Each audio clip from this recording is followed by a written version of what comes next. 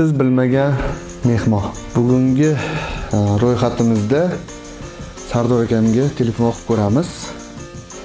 Sardor akam 2022-yil 1-dekabr kuni kelgan ekanlar bizga. Bel og'rig'i bilan hozir holatlari qanaqaligini so'rab ko'ramiz. Assalomu alaykum, doktor Muxtorov klinikasidan Bezovta qilyapmiz. Va alaykum assalom, assalomu alaykum. Aka bir Hamman omonmisiz? voy, tanib qoldingiz akam.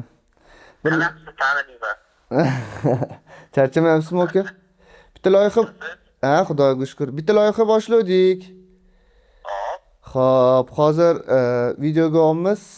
Birinchi kelganingizga ham 2022-yil xos. 1-dekabrda kelibsiz aka. Pashti 4 yildan oshibdi. Holatlaringiz qanaqa? Birinchi kelganingizda belingiz og'rirdi.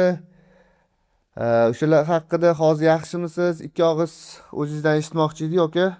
O'shanda o'zimga ham aytganman, umuman cho'sayt qilmagan, hissiyotimni cho'sayt qilganman, misol uchun birinchi borganim o'zida yo'q.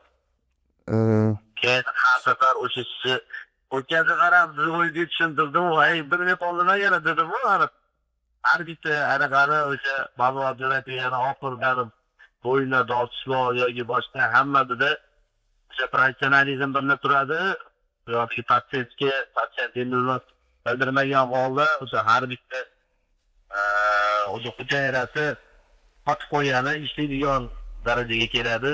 Lekin cho'sib qilish boshqacha baribir.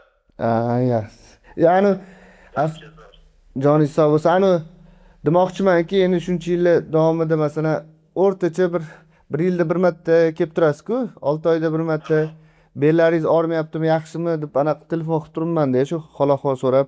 Shu kunlarda bir boraman, Xudo xolasa. Aka, joningiz sog' bo'lsa, xizmatingizdamiz.